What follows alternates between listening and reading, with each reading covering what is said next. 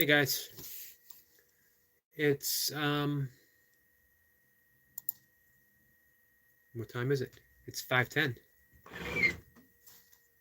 and it is still Sunday evening, March 24th, 2024.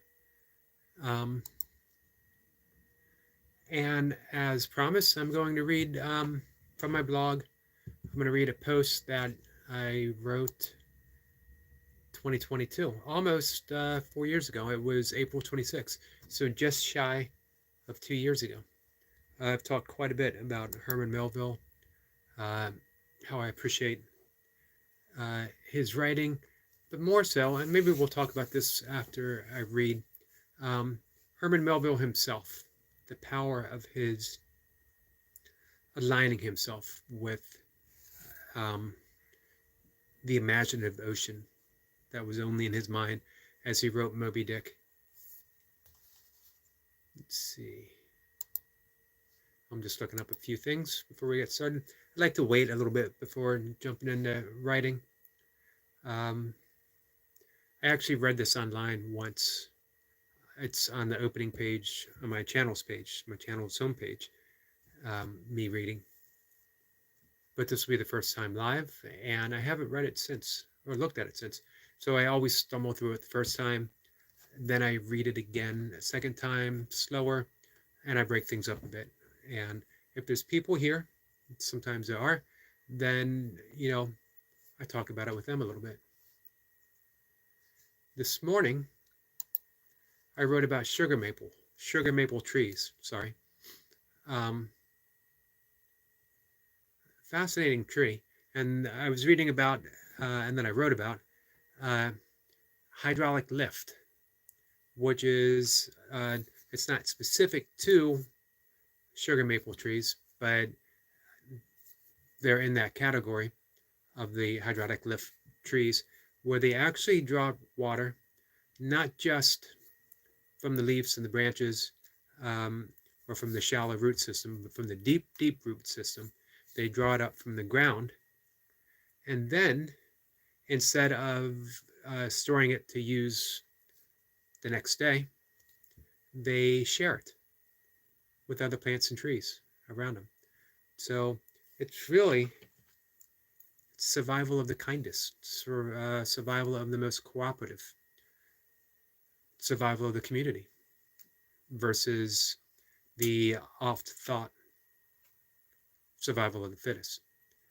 Um, and really, we've probably gotten farther through the power of cooperation and the power of kindness than we have through the survival of the fittest, because obviously we weren't more fit than a saber-toothed tiger. We weren't more fit than a gazelle. We weren't more fit than the Neanderthals.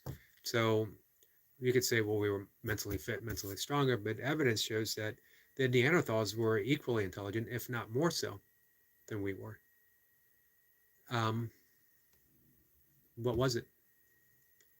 I don't know, but maybe it was kindness. So, yeah, I actually read about it when I was reading a book on making wishes, the art of making wishes, that was presented by a Hawaiian shaman. And that the way to wish properly, is not wishing so much for specifics, not saying I wish for this car, I wish for my money, I wish for whatever, but to wish for serenity, to wish for having just enough. And that really fascinated me. And when we are aligned, when we are living the life of a sugar maple tree, meaning that we're cooperative and we share, that we work within a community, we work within a structure, that we have a worldwide root system, then those wishes come true. All I can say is try it. Let's see what happens. So,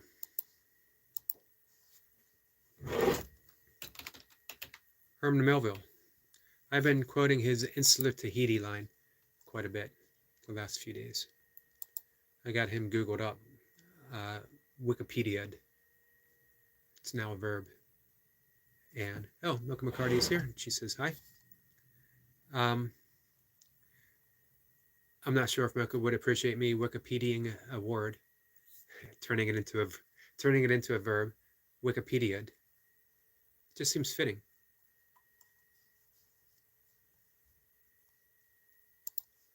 So, I have an audience.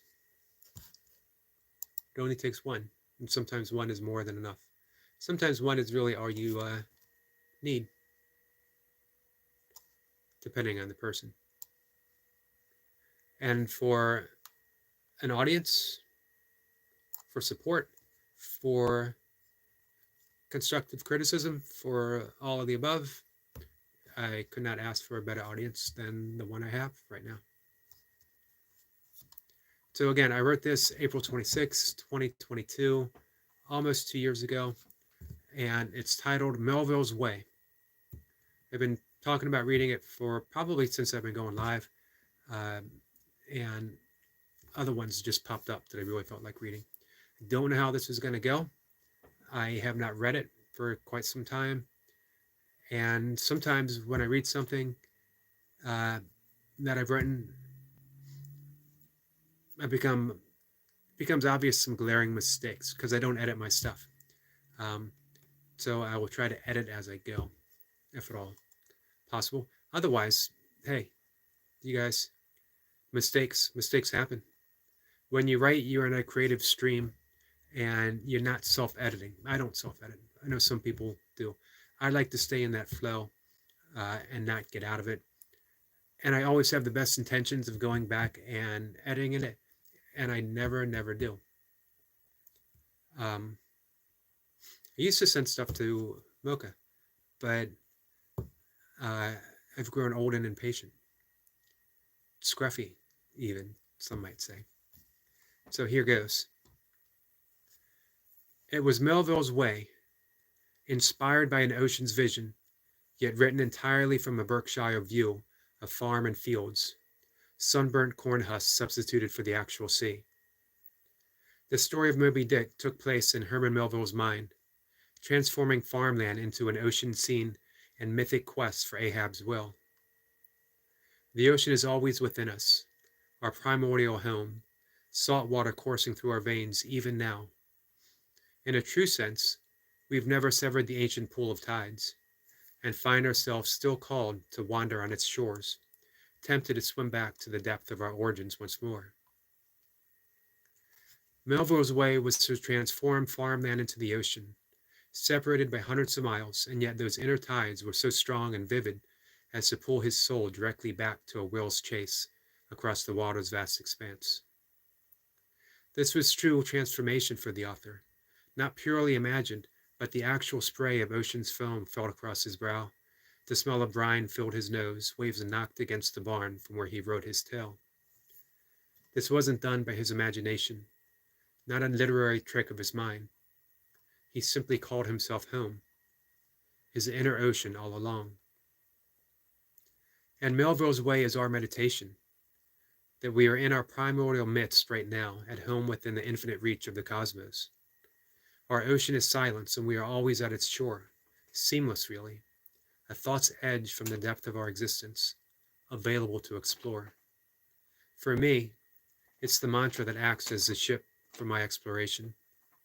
But it could be the breath or sensations of the body, anything.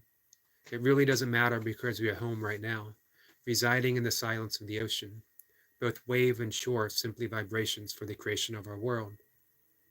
Meditation is our Melville's Way of remembering where we truly are right now, with an ocean occurring through the very body of our existence.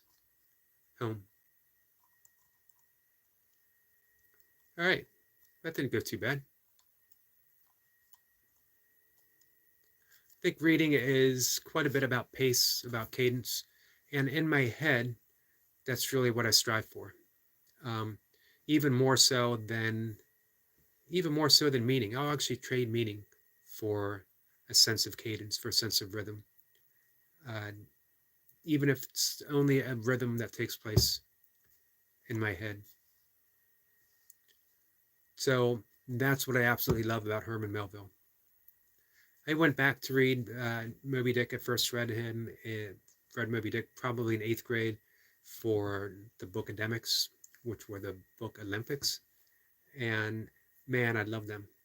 I did it all through middle school every year, and reading every book if I hadn't already read the book, performing well, surprising lots of people. But that was my thing. You put me in the math Olympics, and I wouldn't even qualify. If you put me in the grammar Olympics, I would not even qualify. If you put me in any of the um, scholastic Olympics, I would not do well, with maybe the exception of history and some forms of science. But if you put me there with books, I'm at home. I think I read Moby Dick again in high school and again in my 20s, probably in my 30s. Um, maybe. 30s were a bit of a blur for me. And I picked it up again recently. I have a copy in my other room. Not as easy to get through as it was back then. Maybe it wasn't that easy back then either, but I was more committed. However, my love, um, my love of Herman Melville himself is undiminished, and how he could sit in that cornfield hundreds of miles from the ocean, and yet, and again, it wasn't through the power of imagination, it was through the power of transformation. And he wrote the greatest seafaring novel ever. Although fans of Jack London's The Sea Wolf might be um, showing up at my doorstep with pitchforks. Mocha said, streaks, you're good with streaks, not the naked kind. I don't know. I think I would run pretty quick naked. I am good with streaks. My 820 some day burpee testament, for a while there, it was several years worth of running without a day off, including the days after 100-mile races. Although technically, the day after a 100-mile race is still the day of the 100-mile race. So I could almost count that as a 2 a day, maybe. And other stuff as well. I am good with streaks. I've been meditating twice a day daily forever with no let up. But you know what? Meditation and breath work and stuff like that, I don't really think of it as streaks. Same with writing. I've written every day for 25 years. But I don't think of it as a streak because it's simply what I do. It's become so much a seamless part of my existence that I can't imagine not doing it. It's almost like it's not autopilot because there's too much joy involved in the act itself, in approaching the act, and getting up and knowing that now I get to sit. Now I get to sit in meditation and empty myself of myself, and yet at the same time be completely filled with myself as well.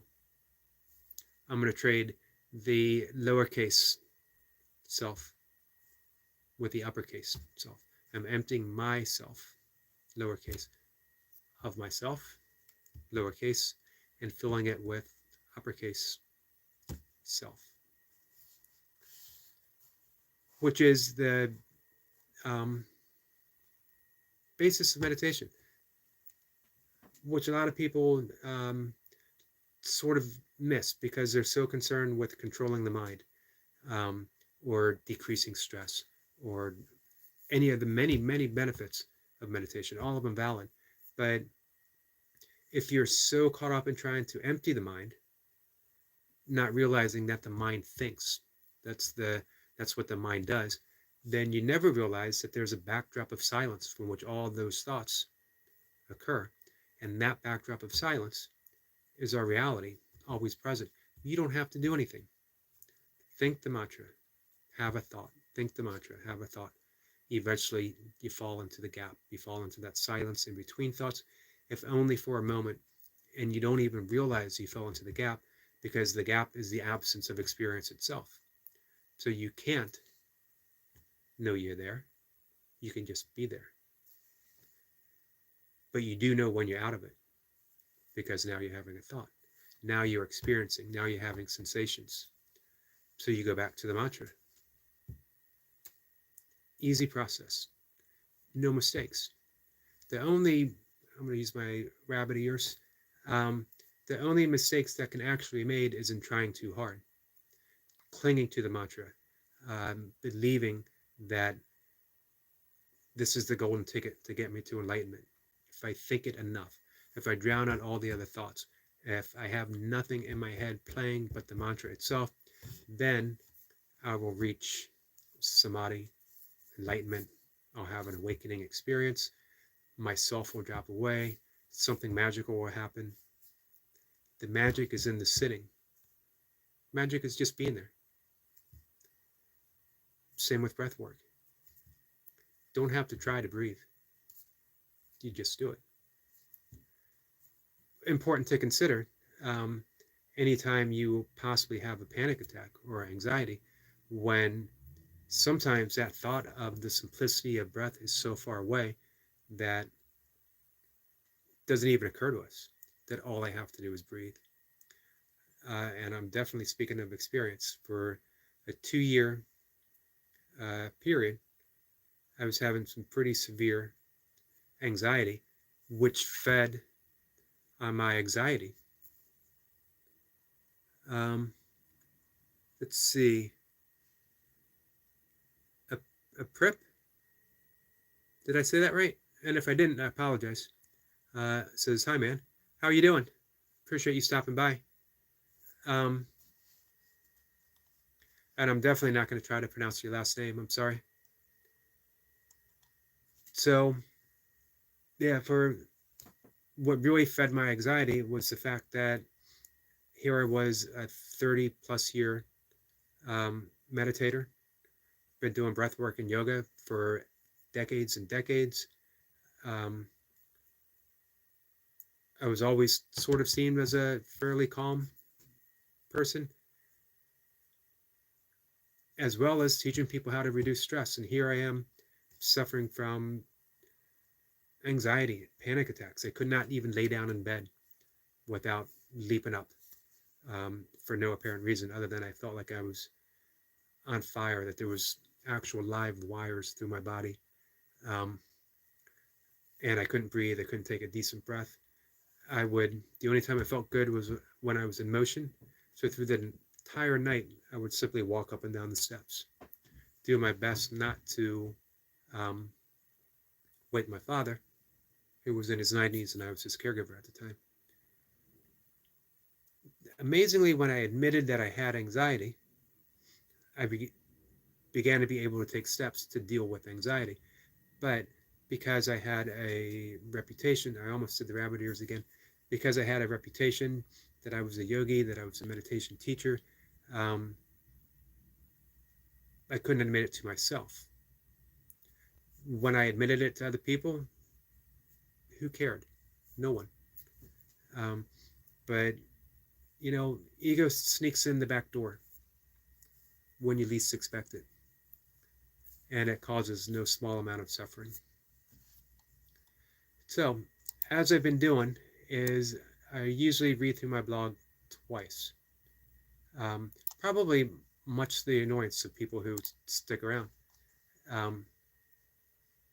But this way I get to approach it slower, a little more mindfully, and I'll step aside, I'll pause, and I'll put in any thoughts that might occur, if any. If anyone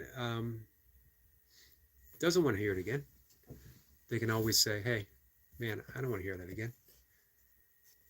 It never occurred to me I could actually read something else for a second one. But man, that would be a whole lot of work. I'd, I'd have to dig up a whole nother subject to talk about.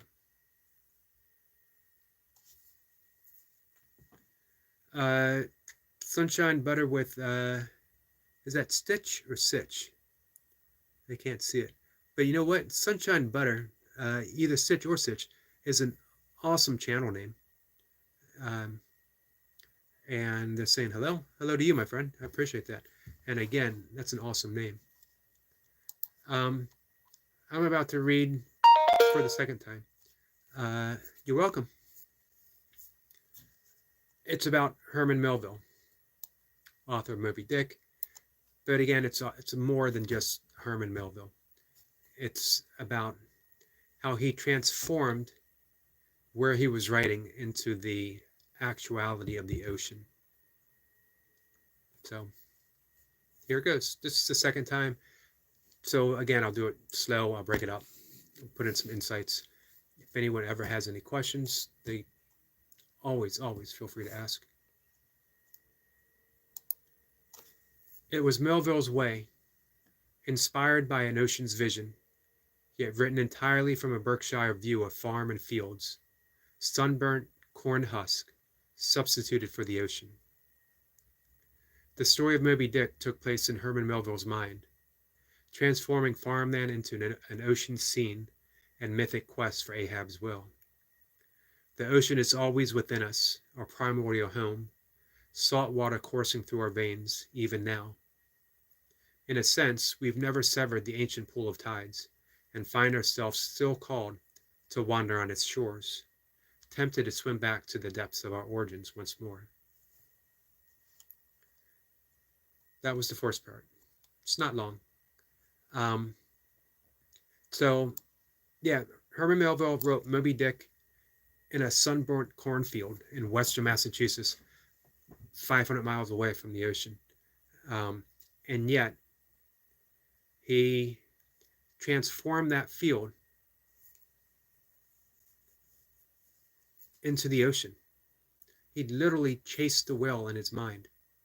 And it wasn't imagination. It was a transformation.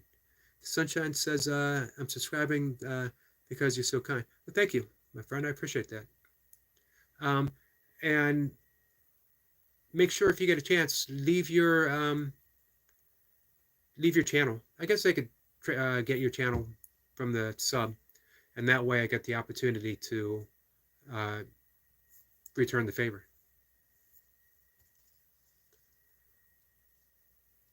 So when I think about that with my writing, it opens up every possibility. I don't need to be somewhere other. I don't need to experience. I can sit at my desk and the world opens up. Not just the world, the universe opens up. If I want to write about science, one of my favorite things to write about is cosmology. I can write about the universe right here because I'm literally in the universe. I'm literally in the cosmos. There's no place where I need to be other than right here to experience beingness itself. It's a powerful thing to think about. What you want, what you really want, and I'm not singing the Spice Girls, is right here. And we just need to transform the landscape of our minds in order to accept it. So here's the second part. Melville's way was to transform farmland into the ocean, separated by hundreds of miles, and yet those inner tides were so strong and vivid as to pull his soul directly to the whale's chase across the water's vast expanse. This was a true transformation for the author, not purely imagined, but the actual spray of ocean's foam felt across his brow. The smell of brine filled his nose. Waves knocked against the barn from where he wrote his tale. This wasn't done by his imagination, not a literary trick of his mind. He simply called himself home, his inner ocean all along. Amazing to think, that was the second part, that we emerged from the ocean. We crawled from the ocean floor, a one-celled being, unable to take a breath, swept back into the ocean. Generation after generation, we found ourselves in the shore again, and we took a tentative breath, swept back in the ocean. And how many generations that repeated himself until an actual breath and actual steps took place. Amazing, dolphins have fingers in their fins. They actually emerged on the land, able to maneuver with hands, and looked around and probably considered, you know what, once those humans come aboard, things are going to go downhill quick. And they headed back in the ocean. They got rid of their fingers. They developed fins again, and pretty much happy ever since. Or at least they appear happy. I'm sure there is dolphin drama somewhere along the line. Mocha says, definitely not the Spice Girls. Well, I can't make any promises. I can't say that I've never listened to the Spice Girls. I can't say that I don't have a favorite Spice Girl. Okay, I can't say that because I actually can't name any of the spices. I could get lucky if I just started naming spices. I'm sure I would land on an actual name, but we'd go through a whole list. Pretty sure there's not a turmeric spice, right? Was there? All right, last part, third part. And Melville's way is our meditation, that we are in our primordial mist right now, at home within the infinite reach of the cosmos. Our ocean is silence, and we are always at its shore, seamless really, a thought's edge from the depth of our existence, available to explore. For me, it's the mantra that acts as the ship for my exploration, but it could be the beach or its sensation of the body, anything. It really doesn't matter because we are at home right now, residing in the silence of the ocean, both wave and shore simply vibrations for the creation of our world.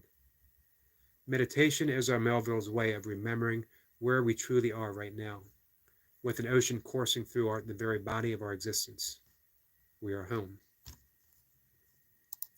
That's important to consider. Amish, how are you, my friend? Happy to see you. Sunshine said, I'm sorry I have to go. I hope you have a wonderful day, night, evening. You too, my friend. I appreciate you stopping by, and I appreciate your support quite a bit. Milka says, thanks for stopping by, Sunshine. It was actually very nice of her to stop by. Amish says, busy I am. Busy can be good. So, yeah, the whole thing about Herman Melville turned into a little discourse on meditation for a reason. Because, as I mentioned, Herman Melville had an inner transformation first. And through that inner transformation, his world was transformed from cornfield to ocean, from barn to ship. That's the power of meditation. The power of meditation is the power of transformation. And the greatest transformation that takes place is simply coming home. Is simply realizing that all the stuff that we've ever wanted, all the stuff that we've chased, all the people that we admired, all those years of not feeling good enough or whatever, was simply a myth, and that we were always home, that we are transformed into the greatness of our original beingness. That's no small thing. It's a pretty big realization for just sitting on a meditation cushion or a chair. You do not have to sit in the lotus position or the half lotus position. I sit in Sukhasana, which is the easy pose.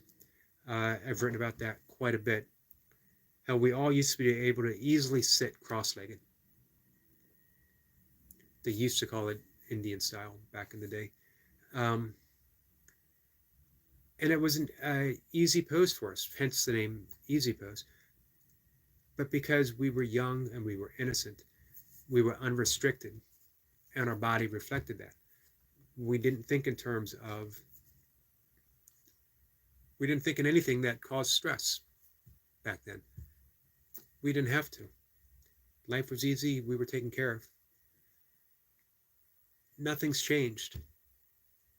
Life is still easy in a sense. We're still taken care of in a sense. Doesn't mean we don't have to work. I always like the story of Suzuki Roshi when he visited um, college, I think in Minnesota, and it was for um, psychology, therapist in training. And he, Suzuki Roshi was a Zen master. He wrote Zen Mind, Beginner's Mind, one of the very first Zen masters to teach extensively in the United States. And he's addressing these soon-to-be therapists, and he looks around and he says, each and every one of you are absolutely perfect the way you are. And everyone gave him a polite smile because, you know, what a Zen mastery thing for a Zen master to say. You're perfect. You're residing in oneness, that um, everything is exactly the way it needs to be. So they were really about to dismiss him when he also looked around and he smiled and he said, and each of you could use a little bit of work as well. That struck home. That spoke to the therapist to be, because we could all use a little bit of work. Meditation is a little bit of work. Breath work is a little bit of work. Yoga is a little bit of work. Therapy is a little bit of work. All of it helps.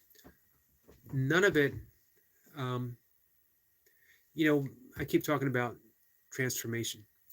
It is not, again, it's not a transformation of becoming something other than we are. It's the transformation of realization that we realize I'm already whole, but I think I'm broken. I always like, whenever I think of brokenness, um, I like thinking of the line from Leonard Cohen's song, um, everything's made to be broken because that's how the light gets in. Wisdom from Inner Cohen, who lived in a Zen monastery for quite some time and almost took the vows, I believe.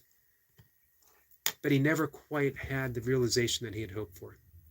He never quite had the transformation to bring him out of his own feeling of innate suffering, his feeling of not being complete. Until one day, he read a book by Ramesh Baksar, who was a translator and disciple of Nisargadatta Maharishi. And he had a great realization that the lion's tail that he had been chasing was connected to the lion all along, and he didn't have to chase it anymore. He became a student and friend of Ramesh, and he talked about how he, for the first time in his life, felt a true sense of peace and happiness. Everything that a large amount of suffering dropped by. Not all of it, but enough. Enough that he felt at peace. Which is like Dan Harris, the CNN correspondent, who's retired CNN correspondent now. He's a meditation teacher now. He had an on-air panic attack. And then he lived in fear and had several more panic attacks because he was afraid it was going to happen again. That's anxiety.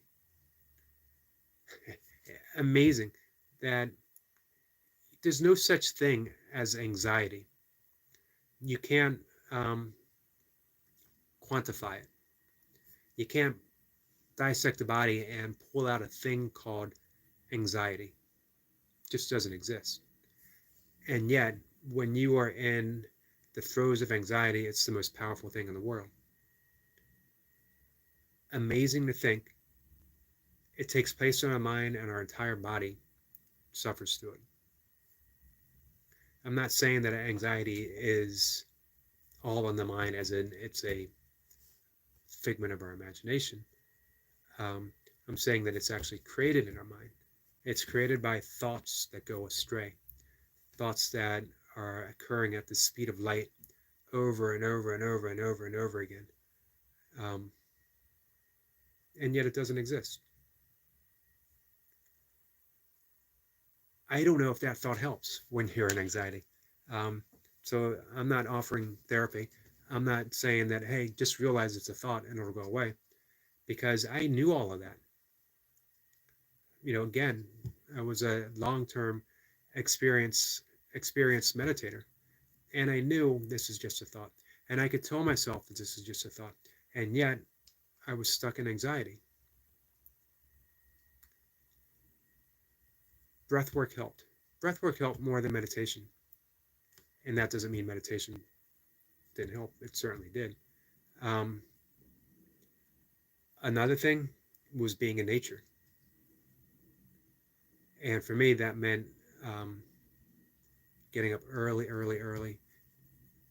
before the sun came up, walking several miles, greeting early sunlight. Early sunlight does magic, um, as I've explained several times. Speaking of sleep, getting up early, I'm taking melatonin. This is 10 milligrams of melatonin with ashwagandha. I don't know if I'm pronouncing that right. It's a Ayurvedic herb, um, great for relaxing, great for stress reduction as well. It gives some pretty powerful dreams, some pretty potent dreams. I take it maybe an hour or so before I go to bed. First, sunlight. I explain this often. When sunlight hits the eyes, natural sunlight, first thing in the morning, as early as possible. That doesn't mean right at sunrise. That's just me. I'm weird. Um, but as early as possible, your body begins to produce cortisol, adrenaline, norepinephrine, um, which are stress hormones, which many people say, wait, I want to reduce stress. I don't want to create it. But you want those stress hormones in the right amount, and you want them naturally occurring so that they're there and ready to respond through the course of the day, not react. You don't want to produce it all at once, because that's the fight and flight, fight or flight, fight and flight. I always thought fight and flight was even better. Why do one when you could do both? And we needed, when we think of our ancestors, we needed those stress hormones in that right amount, so we would be better hunters, so we'd be better gatherers, so we'd be alert. Now we need them because it helps us deal with clients or the boss or traffic jams, but we need them in the right amount. We don't want them to spike. Breath work can keep us nice and even, to keep it from spiking. We can go from the parasympathetic state, rest and digest, to the sympathetic state, fight or flight. We can do that just by using our breath within a 5-minute space of time. Here's the important thing, not just about creating the stress hormones, but what happens to those stress hormones. Through the course of the day, they begin to die off. And as they die off, your body uses their raw material to produce serotonin and melatonin, which are the very hormones that we need to relax and sleep later in the day. So no early morning stress hormone, no later in the evening rest hormones. That's the circadian rhythm, and that needs to be cultivated. It can't be, in this day and age of unnatural light, of information coming at us 24/7. I mean, and literally coming at us, rushing at us, hitting us hard. You can't escape it. Um, Social media, political discord. I mean, you name it. That we can't think that our natural circadian rhythm is just going to take place. We need to reset it. We need to start over. And you do that, get up earlier than you want to. A lot of people don't want to do that. I fully understand that. But here's the thing, go to bed earlier. Nothing nothing happens after a certain time that you need to be awake for. You can watch any show that you want earlier nowadays through the magical power of streaming services. Um, and it sucks at first, but then eventually you um, enter into that rhythm, the circadian rhythm, naturally, and it begins to pay off. Does that mean you're always going to sleep well at night? No, but you stick to that rhythm no matter what. Um, so you're getting up earlier and you're using that time because it's your time. Everyone else is going to be asleep. Um, Meditate. First, do your breath work, an invigorating breath, something like breath of fire, which is using a rapid breath. Short breath in, short, sharp inhalation in, passive exhalation, and you repeat that. Um, Something along those lines, some type of invigorating breath work to help get you up. And again, you start to produce uh, those natural stress hormones to help carry you through the day. And then you sit in meditation. It doesn't have to be long. You can meditate for 5 minutes. Do some easy yoga, sun salutation, 2 rounds, maybe garland pose, which is a yogic squat pose, and forward bend. Then get outside in nature. Walk a mile, walk 2 miles, walk 15 minutes, 20 minutes. Get that sunlight. Come back in, do something creative.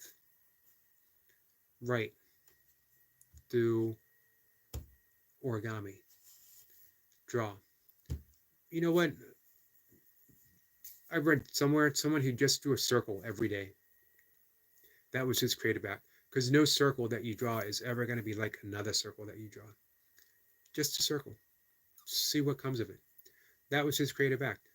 What's your creative act? Find something. Do it. I write every morning, but lately, I've mentioned this quite a bit, the YouTube shorts, catching something in nature, my own perspective. I did raindrops meeting the pond, raindrops meeting pond, and just a little caption of the Tao, um, the Tao of raindrops meeting pond. Just it's all just water, but it's forms of water meeting itself, and it just amazed me.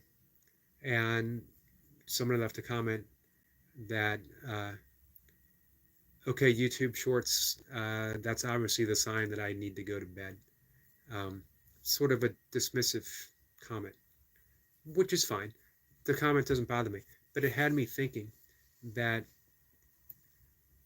the point, his point of watching it was totally missed. Maybe he was thinking in terms of content. It bored him. It wasn't creative. It wasn't anything. But there is no other perspective in the entire universe catching that particular moment from that unique position than right there. And I was there. Amazing. And he can get up and he can go out in a rainstorm and he can do something similar. And he would be that little channel within the universe catching that unique perspective all on his own. That's amazing. If I go out with Mocha and we do a walk in nature, and each of us will, um, hey, I love gymnastics. How are you? Really nice to see you. I do remember you. Um, I've actually enjoyed our chats. Um, so I go out in nature with Mocha, and we both might do a short little film of the same thing, but it's not the same. It's her perspective. No one in the entire universe has that perspective. And it's my perspective. No one in the universe has that perspective. That's art. If all you did was draw a circle every single day for the rest of your life on a sheet of paper, each and every circle would be infinitely different than the other one. And it would be entirely unique. And it would be your art. What you do, what you focus on, what you put your intent on, that is your art. And no one else can do it like you. That's your practice. Your practice isn't to um, create a masterpiece, because everything that you do is a masterpiece already, because it can never be done by anyone else. By the way, circles are awesome. So if that is your choosing thing, or write haikus, doesn't matter what it is, or do gymnastics. Gymnastics is a wonderful sport, but more than that, it's the art of the human body,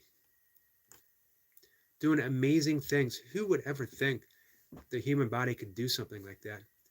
Never fails to amaze me. So find your thing and express it without apology.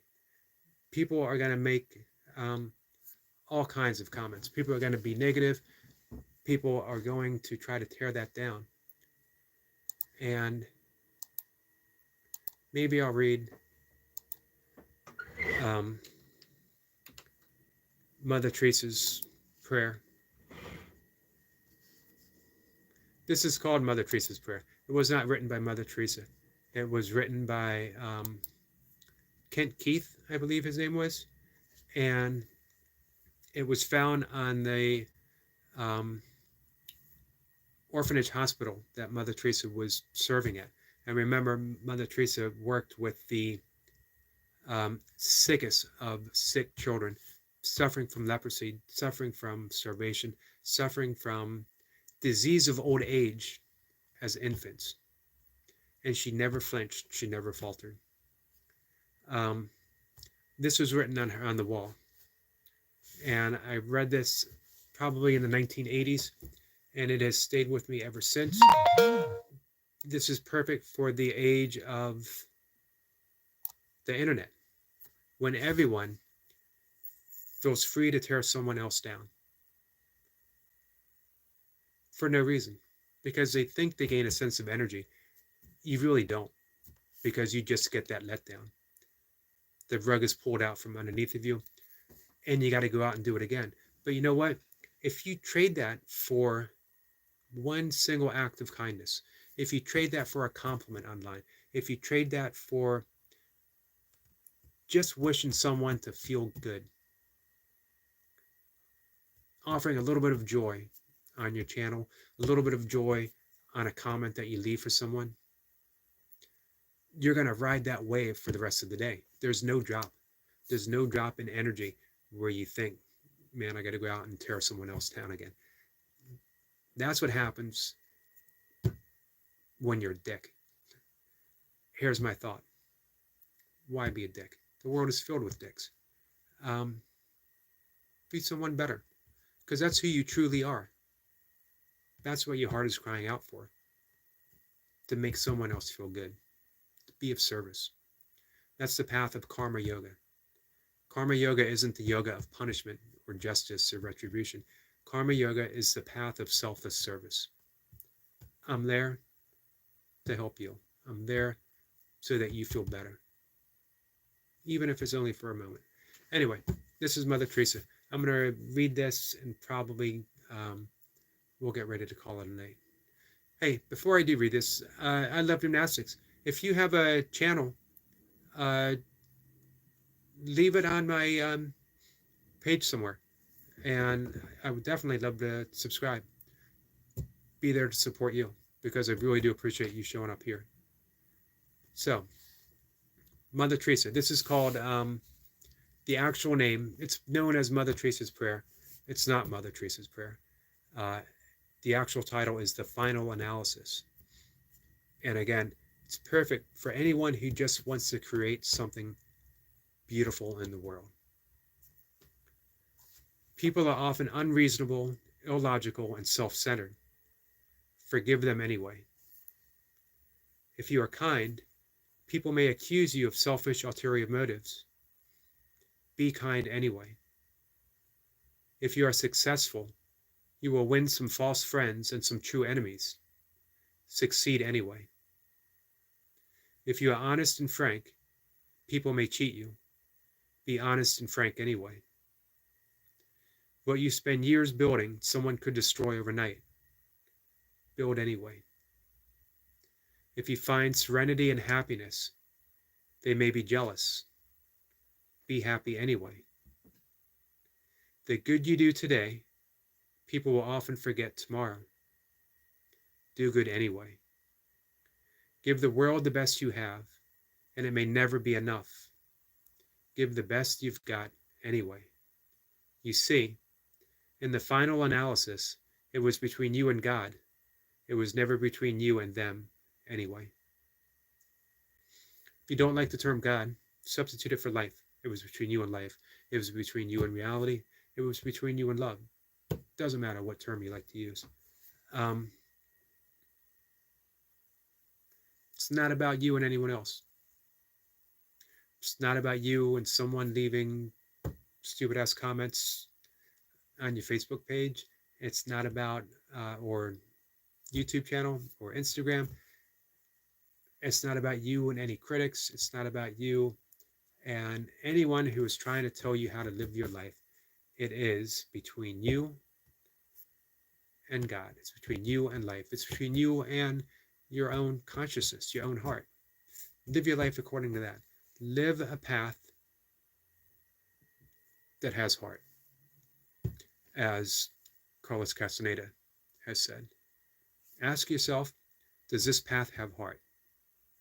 And you'll know it. If it doesn't have heart, it's not the path for you. Be on that path. What do you want from life? This is a magical age, a magical time. You know, when I was a kid, which, all smart-ass comments aside, wasn't that long ago. We had few choices of what we wanted to be. You could be a lawyer, you could be a doctor, you could be a thing, a title. Sometimes that title didn't meet your parents' expectations, didn't meet your expectations. Sometimes that title was in a lower position than you might have hoped for as a kid, but it was still a title. Nowadays, you can literally create something that doesn't exist right now of what you want to be. 10 years ago, was there anyone making a living or trying to make a living from a YouTube channel? Now there is. Someone had to think of that. Some first person had to say, I'm going to do it this way, or stumbled into it, and now you can do it. I'm trying. And look at me. I'm just a yogi doing burpees in his basement. I don't know if I'm going to succeed. I hope to, certainly. With that being the case, make sure you like and subscribe. But this is part of my creativity. Good conversation. It's an art form. Sometimes the conversation takes place with me and the camera, staring at the camera. Perfectly okay. I'm perfectly content to have a conversation with myself. Sometimes I am my own best company. I find myself witty and charming. But again, seriously, it is part of my art. And not being afraid of silence, which can be a little awkward when you're on camera, when you're live, but silence is part of the conversation. So sometimes we might find ourselves sitting here, nothing to say until something comes along, and then we say it. So, guys, it's been almost an hour. Um, that's a long time for anyone to talk. My good friend, uh, Noble Traveling, Noble, sorry, let me bring his page up. I do not want to make any mistakes. Noble Scrolling Traveler is in the midst of a 12-hour live stream. I don't know, he's probably been 5 or 6 hours now. Absolutely amazing. So, hey, go check him out. Noble Scrolling Traveler. I don't have the capability to drop links, sorry. But, hey, if you like his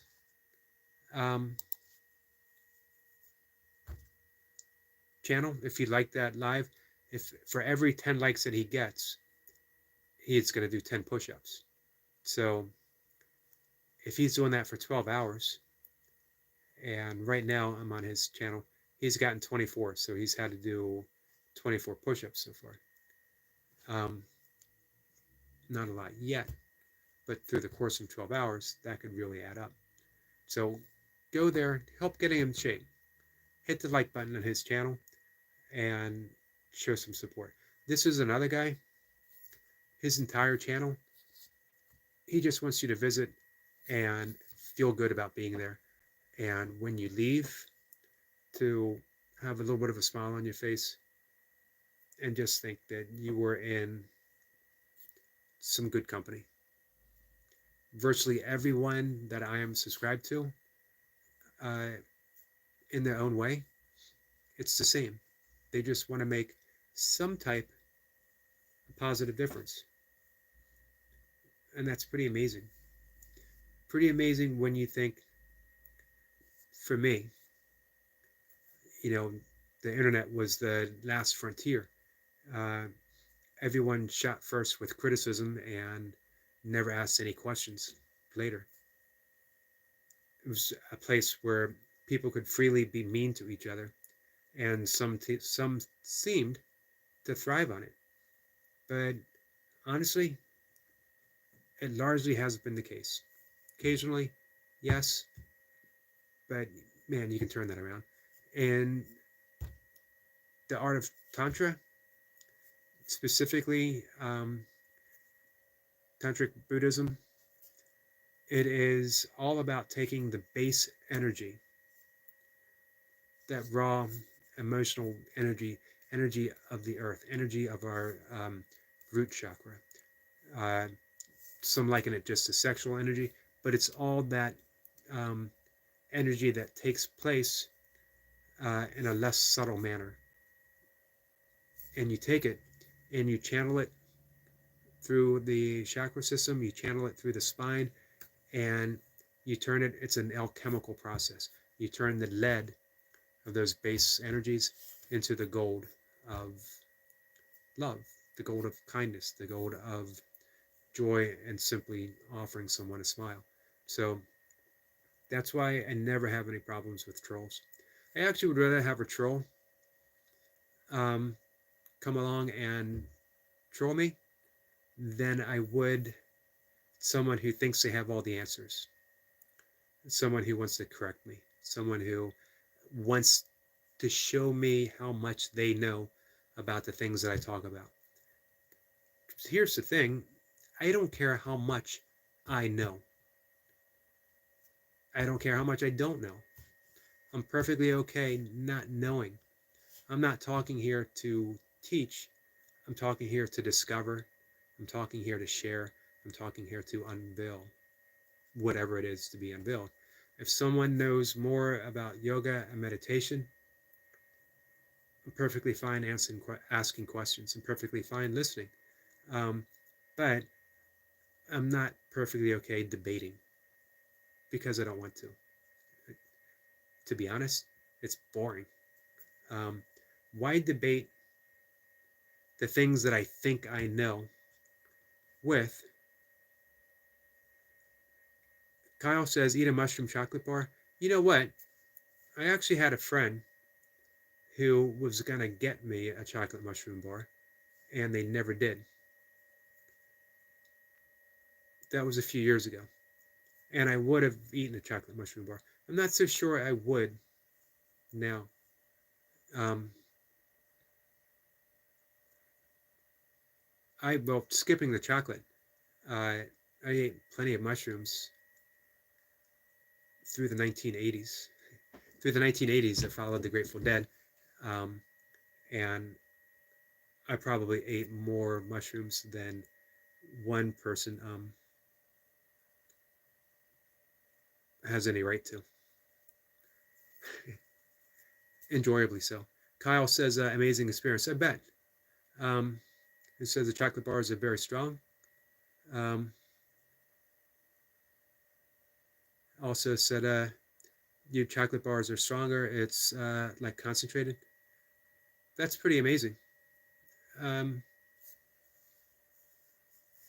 I just wonder, I sort of fall back on Huxley's talk of psychedelics, that it opens up the doors of perception, which was the name of his famous book, but it's always the same door.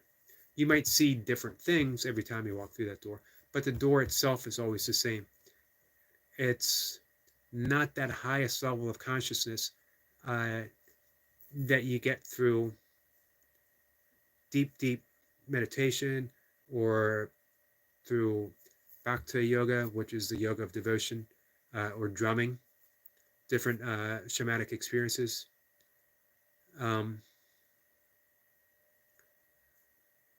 Kyle says, I see similar things. Once you've seen it, you've seen it. Yeah, it makes perfect sense, which is why I'm not sure. I think I might do it again under the guidance of a shaman who might be able to take me in a different direction than when I had done it on my own. And I had some amazing experiences when I did it on my own. At a dead show or out of a dead show. When you're in the dead show, the music courses through your body.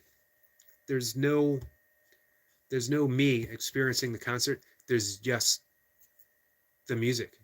I'm a vibratory experience of the music itself. Absolutely amazing. But I think a shaman would take that as the beginning and then lead you to a higher realization. Kyle says, um, Salvia, never tried it. Actually, up until reading Michael Pollan's book a few years ago, I hadn't even heard of it. I have had a brief encounter with DMT, and man, that was scary. Um, I literally pulled myself together through what felt like a force of will. And had I not, I felt like I would have disintegrated. Scary stuff.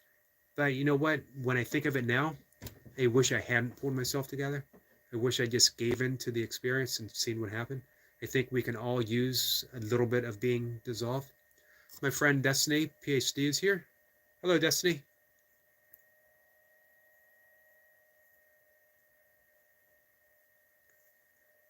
Um, Kyle says, I had a bad trip on DMT, felt out of body and felt sick.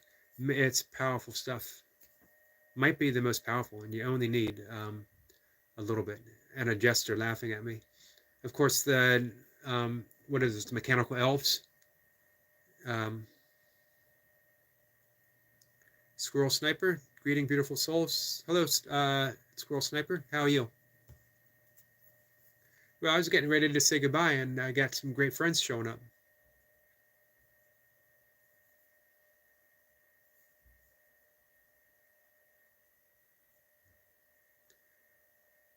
How was your experience, Squirrel Sniper?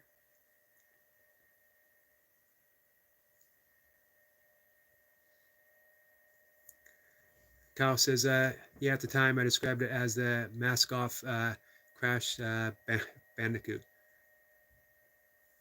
the Ooga Booga thing. Yeah. Kyle says, but yeah, I think it was elves. I I would be tempted to try DMT again. I'd be scared to death to try DMT again. Um, but I do wonder, had I not exerted so much force trying to keep myself from disintegrating, what would be there? Now, here's the thing. Are you guys familiar with Douglas Harding? Douglas Harding wrote The Headless Way, the Zen of Headlessness. My friend Destiny says, hello, everyone. Blessings to you all. Please hit the like button and share out the house as you come in. Thanks. That would be kind. That would be definitely helpful to me. I would appreciate it. And I appreciate Destiny for saying that, because once again, I don't believe I've said it the entire time.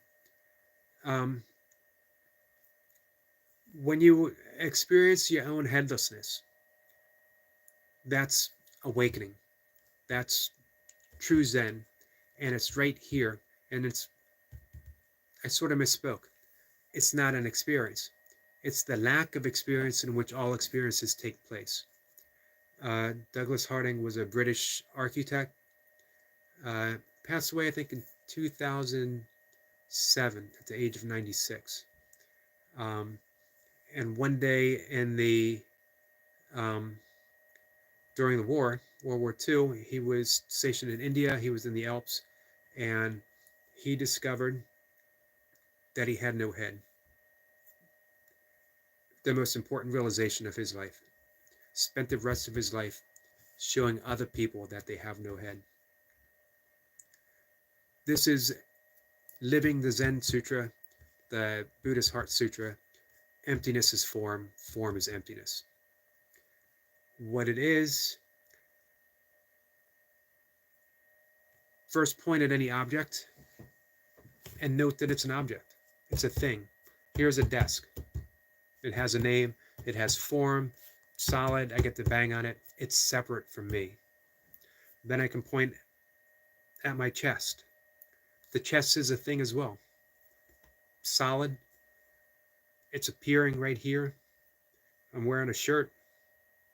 If I keep pointing, I point at my head and I look in this direction. I'm not looking at my finger. I'm looking at where my finger is pointing at. And what do I see? Absolutely nothing. I see the absence of my head. I have never seen my head before. I've never seen my face before. I've never seen my eyes before. If I keep looking, I see a tip of a nose. I see the rim of glasses. I might see a little bit of a mustache. Is that a head? No. And where is it appearing from? It's appearing from absolutely nowhere. It's appearing from nothingness itself. I've seen reflections of my face. I see a camera that has a face there. Obviously not my face, because my face is supposed to be here. I've seen photos of what people say on my face. I've seen a drawing of my face. I've heard descriptions of my face. I've never seen it. In my own direct experience, looking this way, all I see is emptiness. And yet, in that emptiness, the entire world is appearing. It's an aware emptiness. It's awareness itself. Everything spontaneously appearing in awareness. And when I look at you, whoever you might be, I'm trading this space, this capacity, for your head, for your face. We're literally trading faces.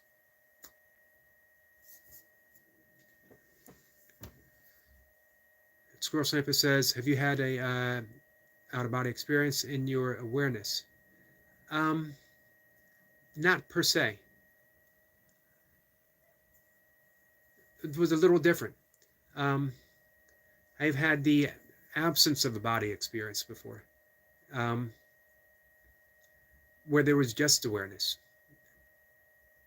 only awareness. And every time I do the pointing, which is, again, it's the perfect Zen example. This is awakening. This is all you have to do. You can skip the DMT, you can skip the mushrooms, you can even, some might say, skip the years of meditation, It's a big thing for me to say because I'm a meditation teacher.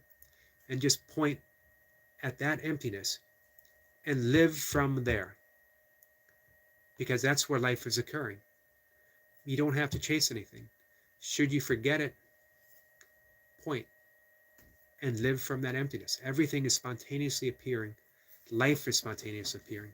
It's a wonderful, wonderful way of going through life, because everything is brand new each and every time. Spontaneously appearing now, now, now, and now. Always now.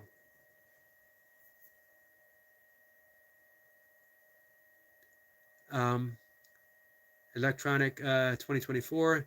Do you have a Jemmy spinning snowflake snowman? No. Are you selling one?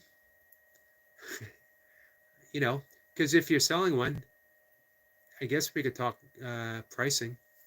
You got to show it to me. And if it is everything that you say it is, you know, I'll make an offer and we can talk about it. We can barter. I told you I'm a meditation teacher. I'll trade you free meditation lessons for your Jemmy spinning snowflake snowman.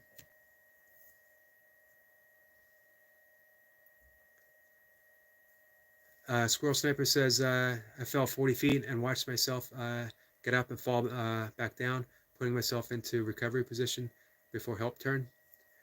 Amazing how that happens. And you find that consciousness is not exclusive to the body, that it exists outside of the body, not separate from the body, because the body is included. Because, like as you said, you watched yourself, showing that consciousness is all exclusive. Consciousness was there watching your body, and the body was conscious as well. Just consciousness. All there is that pure awareness. I'm glad you're okay, Squirrel Sniper. I'm glad you survived that. Destiny said, when we stand face with someone, we are trading faces. Your face becomes theirs, and their face becomes yours, because we never see our true faces.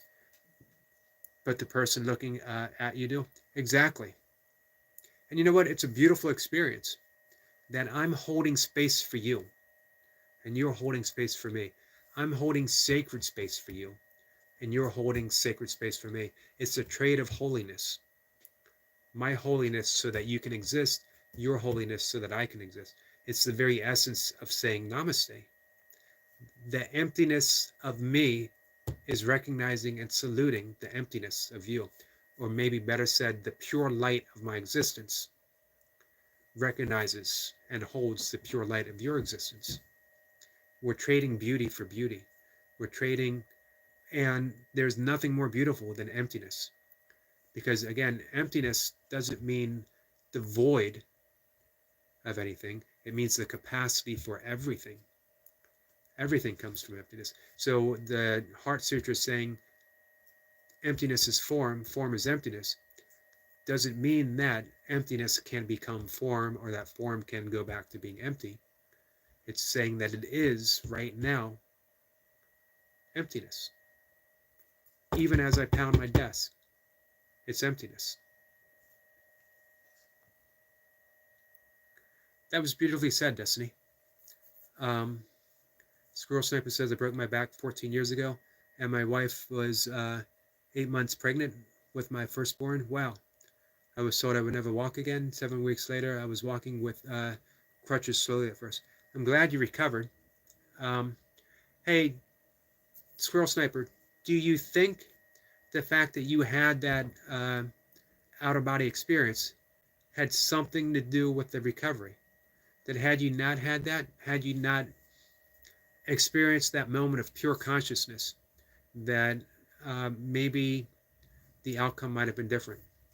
I'm not saying it would or not. I'm just very much interested in your perspective. Kulu TV, sorry if I mispronounced that, has given me some buttons. Sometimes it pays to be old and out of the loop, because I have no idea what those buttons mean. Squirrel Sniper says paying attention is another beautiful currency. Oh man, that was perfectly said, Squirrel Sniper. You know what? I've been doing YouTube shorts, being out in nature, and I think I think of that pure awareness of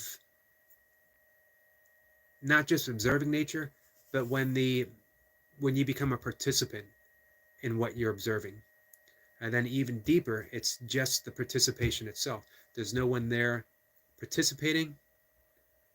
There's no object and observer. There is just the observed. But when I take my camera with me, um, there's the awareness of all of this occurring. And then there is that sharpening of attention that happens. And you're absolutely right. It's a beautiful currency because in that sharpening of awareness comes a very deep, deep appreciation that I'm part of this and I get to share it. Destiny says, great recovery, Squirrel. No one knows our outcome in life, only the divine creator. This is true. Squirrel Sniper says, yes, I was aware at that point. Aware. When Squirrel Sniper is saying aware, he's got that capital A. He's talking about reality. He's talking about who and what we actually are. Mind over matter. 14 years ago, I woke up. I started dowsing, seeing the hidden nature, which is clearly visible to those that see. Dowsing is an incredible art. Absolutely amazing. That's an amazing story too, Squirrel Sniper. Destiny says, God said, I know the thoughts and plans I have for you. Man tells us that we can't do something. Man doesn't know the plans or outcome of what God has in store. That's like the Akashic Records. I talked about it earlier today. Destiny, everything written, the Vedic astrology, that not just the past, but the future as well. And actually science is catching up with that. Squirrel Sniper says it's kind of it's linked to radionics. Am I saying that right? I'm on it researching what's not visible. You know what? That not visible. What's not visible? Absolutely fascinated me. That's the whole thing with meditation and yoga, is that developing the subtle body of our true existence, which is not visible, and yet it's there. So, all right, guys, it's about 6:30 here. I'm going to bed in half an hour. I'll be up at about 2:30 to get my stuff done. Man, I appreciate. I was getting ready to say goodnight, and you guys showed up and just took the conversation to a new and higher level. I really appreciate that. I always appreciate when my friend Destiny comes by. And so, yeah, guys, hey, if you don't mind, like, share. Squirrel Sniper says, new sub, glad I met you. Thank you, Squirrel Sniper. I appreciate that. And I'm glad I met you as well. You really, again, man, you just put some great energy into this conversation. Squirrel Sniper says, thanks, Eric. Thank you. Destiny says, thanks, Eric, for more great discussions and beautiful fellowship. Man, Destiny, that's what it's all about. And I so much appreciate you being part of it. Not just being part of it, being a leader, showing the way. Very much appreciated. So, guys, I'll be back tomorrow.